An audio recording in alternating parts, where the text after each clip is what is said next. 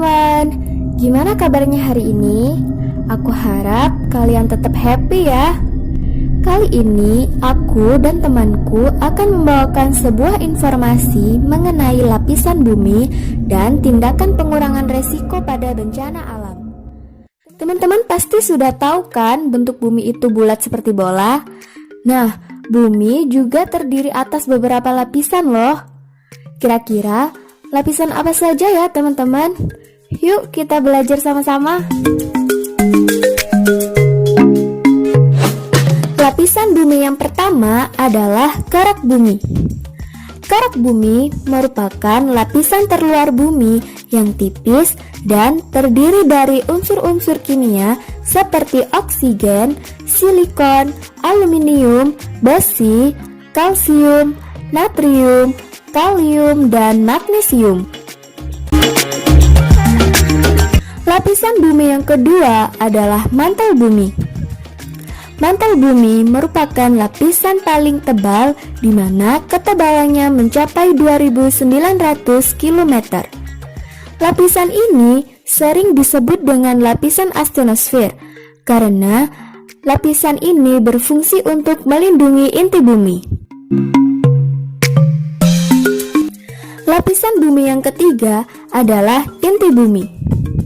Inti bumi merupakan lapisan yang paling dalam dengan unsur penyusun utamanya adalah besi, nikel, belerang, karbon, oksigen, silikon, dan kalium. Nah, untuk lebih mudah mengenal lapisan bumi, mari kita lihat kegiatan berikut. IPA asik lapisan bumi. Ambillah sebuah bawang merah dan pisau. Kemudian, belah bawang merah secara membujur atau vertikal menggunakan pisau. Dari kegiatan tersebut, dapat kita ketahui bahwa bawang merah tersusun atas berbagai lapisan-lapisan umbi, sehingga mirip dengan bumi yang kita tinggali. Secara umum, bumi terdiri atas 3 komponen utama, yaitu komponen gas yang disebut atmosfer, komponen padatan yang disebut litosfer, dan komponen air yang disebut hidrosfer. Mari kita ulas satu persatu. Atmosfer merupakan lapisan udara yang menyelimuti bumi, di mana lapisan ini terdiri dari unsur gas yaitu 78% nitrogen, 21% oksigen, 0,9% argon, 0,03% karbon dioksida, dan 0,04% lainnya. Atmosfer terbagi menjadi beberapa lapisan. Yang pertama, troposfer. Troposfer merupakan tempat berlangsungnya sistem bumi seperti hujan, angin, salju, dan awan. Lapisan ini berada di bagian paling bawah yang memiliki suhu antara negatif 52 derajat Celcius hingga 17 derajat Celcius. Ketinggian pada lapisan ini adalah 0 sampai 10 km di atas permukaan laut. Sebagian besar troposfer berbentuk uap air dan 75% terdiri atas gas-gas atmosfer.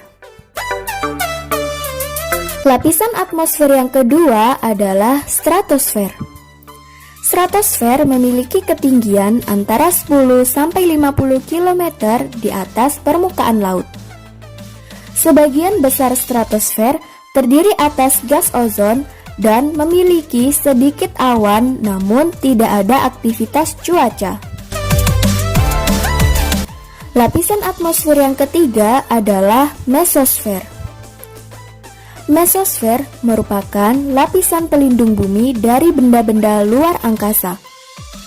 Ketinggian pada mesosfer ini antara 50 sampai 85 km di atas permukaan laut. Temperatur pada lapisan ini sangat tidak stabil. Lapisan atmosfer yang keempat adalah termosfer. Termosfer merupakan lapisan pelindung bumi dari radiasi sinar ultraviolet. Memiliki ketinggian antara 85 sampai 500 km di atas permukaan laut. Pada lapisan ini terjadi proses ionosfer pada ketinggian 100 km dan suhu pada lapisan ini mencapai 1982 derajat Celcius. Lapisan atmosfer yang kelima adalah eksosfer. Eksosfer merupakan lapisan terluar dari atmosfer yang memiliki ketinggian lebih dari 500 km di atas permukaan laut. Kandungan utama lapisan ini adalah gas hidrogen. Pengaruh gaya gravitasi pada lapisan ini sangatlah kecil. Litosfer merupakan lapisan batuan yang membentuk kulit bumi. Litosfer ini terdiri dari batuan beku, sedimen, dan metamorf. Ketebalan pada lapisan ini sekitar 66 km. Lapisan ini dapat digunakan untuk sumber energi minyak bumi dan batu bara, pemenuhan kebutuhan industri besi dan aluminium, serta sebagai bahan pembuat perhiasan seperti mineral, intan, emas, dan perak. Hidrosfer merupakan lapisan air yang menyelimuti bumi. Hidrosfer tidak hanya meliputi perairan yang luas seperti laut dan samudra, tetapi juga meliputi air di danau, sungai, air tanah, dan uap air yang ada di udara. Pada lapisan ini terdapat adanya siklus air, di mana siklus air ini bermula ketika air di permukaan bumi menguap karena adanya energi panas dari matahari. Proses ini disebut dengan evaporasi. Saat air menguap menjadi partikel uap air, ia akan naik ke lapisan atas atmosfer dan berubah menjadi partikel es sangat kecil yang saling berdekatan, sehingga membentuk awan dan kabut. Proses ini dinamakan dengan kondensasi. Selanjutnya, awan atau uap air yang terkondensasi akan turun ke permukaan bumi sebagai hujan karena pengaruh perubahan suhu. Apabila suhu sangat rendah, tetesan air jatuh sebagai salju. Air hujan atau salju ini akan mengisi cadangan air yang berada di permukaan bumi. Proses ini disebut dengan pengendapan. Jadi, siklus air bermula ketika evaporasi, kondensasi, dan pengendapan. Proses ini akan berlangsung secara terus-menerus, sehingga dapat disebut dengan siklus air. Berdasarkan lapisan bumi yang telah kita bahas di awal tadi, ada dua teori mendasar yang perlu kalian ketahui, yaitu teori tektonik lempeng serta teori gempa bumi dan gunung berapi.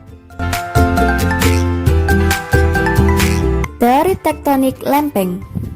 Teori tektonik lempeng menyatakan bahwa lempeng benua yang ada sekarang mengapung di atas lapisan batuan yang lebih berat dan cair, yaitu astenosfer.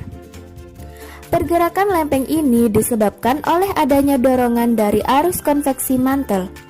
Teori ini juga menyatakan bahwa bumi terdiri dari lapisan dalam dan luar, di mana lapisan luar meliputi litosfer dan astenosfer, sedangkan lapisan dalam meliputi mantel dan inti. Teori gempa bumi dan gunung berapi.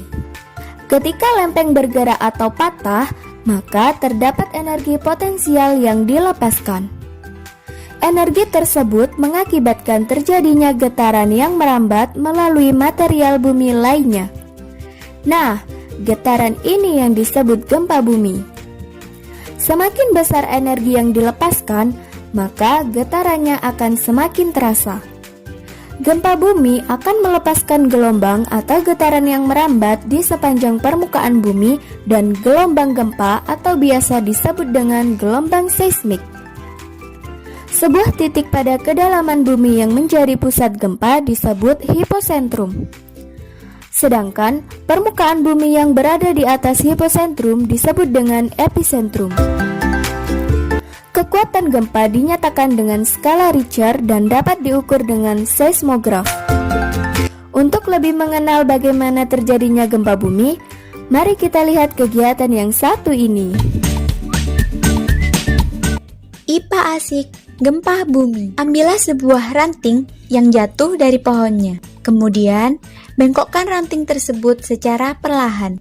Berhentilah membengkokkan sebelum ranting tersebut patah. Amati yang terjadi. Kemudian, bengkokkan kembali ranting tersebut secara perlahan hingga patah. Apa yang kamu rasakan? Ketika kita membengkokkan ranting secara perlahan hingga patah, maka kita akan merasakan ada getaran di sepanjang ranting. Getaran tersebut bersumber dari patahan kayu yang dibuat. Kemudian, getaran merambat sepanjang ranting hingga terasa di tangan. Sama halnya dengan patahnya ranting. Ternyata, gempa bumi juga melepaskan gelombang atau getaran yang merambat. Tindakan tanggap sebelum terjadi gempa bumi. Merenovasi rumah agar tahan gempa. Cek kestabilan benda yang menggantung. Pelajari lingkungan sekitar kita. Meletakkan benda berat dan mudah pecah di bagian bawah. Selalu sedia P3K, senter, dan makanan sebagai persediaan darurat. Tindakan saat terjadi gempa bumi. Ketika dalam ruangan, cari perlindungan dari reruntuhan. Ketika di luar ruangan, tetap di luar ruangan dan menjauh dari bangunan atau benda lain yang berpotensi runtuh. Ketika dalam kendaraan, keluarlah dan cari tempat terbuka. Menjauh dari daerah pantai karena berpotensi tsunami. Ketika berada di sekitar pegunungan, menjauh dari daerah yang rawan longsor. Tindakan setelah gempa bumi. Keluar ruangan dengan teratur. Perhatikan lingkungan sekitar, apakah terjadi kebakaran, gas bocor, atau konsleting listrik. Dengan berjalan di daerah gempa, karena ada kemungkinan kita dapat tertimpa.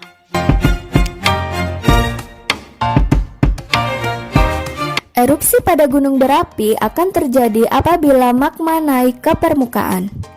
Magma yang keluar dan mengalir disebut dengan lava. Saat erupsi terjadi, magma dan material lainnya dimuntahkan melalui kawah gunung berapi hingga ribuan meter kubik ke udara. Partikel-partikel dari material dan lava yang mendingin akan terlontar ke atas, kemudian berjatuhan dari langit. Fenomena ini yang disebut dengan hujan debu vulkanik. Untuk lebih jelasnya, mari kita lihat kegiatan berikut ini. IPA asik, gunung meletus. Buatlah sebuah miniatur gunung berapi, kemudian simulasikan menggunakan soda kue, warna makanan, sabun cuci, dan sitrun yang dimasukkan pada kawah miniatur gunung. Kemudian tunggu. Reaksi apa yang terjadi? Campuran bahan tersebut mengalami proses reaksi, sehingga keluar buih dari dalam kawah yang menyerupai magma. Kemudian akan mengalir ke permukaan bumi menyerupai lava.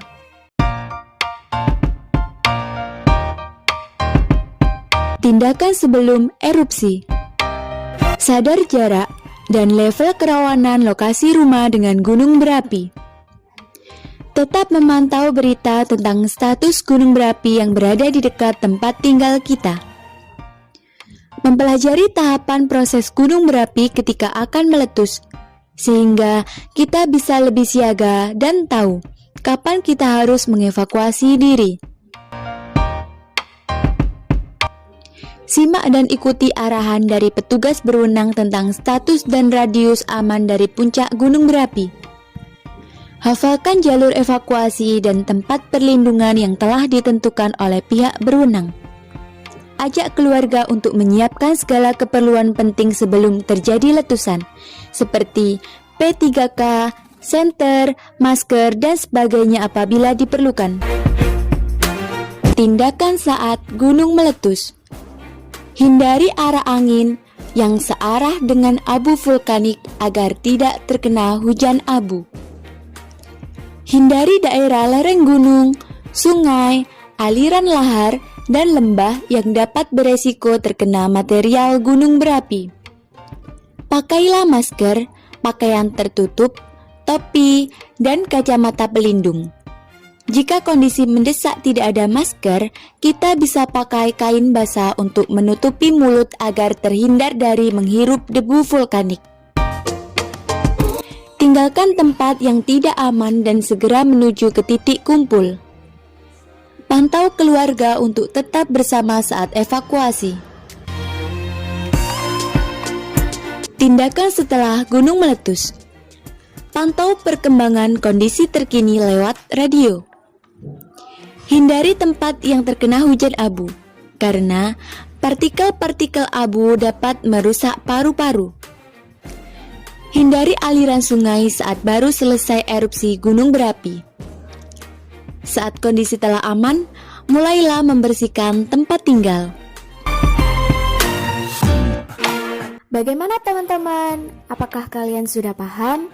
Aku harap informasi tadi dapat membantu kalian untuk menambah ilmu pengetahuan. Sekarang, aku dan temanku pamit undur diri ya. Sampai ketemu lagi.